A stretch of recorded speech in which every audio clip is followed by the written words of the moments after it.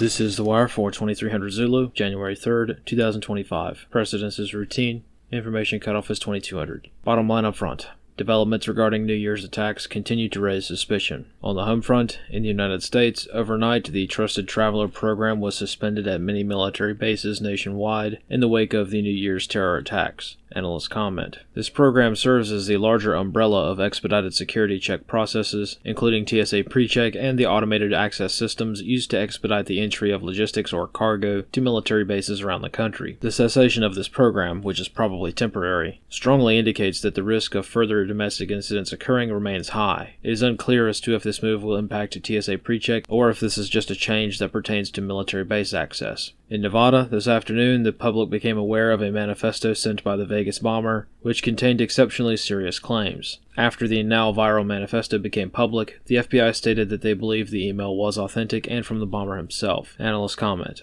As one might expect, the claims made in the manifesto will take some time to verify. However, in the meantime, the communications from the Vegas bomber do alleviate some more immediately pressing concerns, namely that the individual almost certainly acted alone and that follow-on attacks pertaining to this specific incident are not expected at this time. In Louisiana, questionable details continue to abound following the investigation into the Bourbon Street attack on New Year's. At the Texas residence of the alleged attacker, a journalist was able to enter what was reportedly the home of the attacker to find a scene that only raises more questions. Analysts comment. As this story has gone viral, more details will likely come about at some point. However, this situation is exceptionally suspicious, to the point that it is hardly believable. A journalist being able to gain access to an active crime scene and thus contaminating it with the DNA of an entire film crew is hardly believable in the first place. Even more unbelievable is the FBI releasing an active crime scene 24 hours after a major terror attack. This is completely unheard of throughout the field of law enforcement. Beyond that, most of the evidence crucial to even the most basic investigation was left behind. Religious texts, an open Quran displaying a passage about martyrdom, tools, and possibly even a laptop were all left behind after the FBI searched the residence.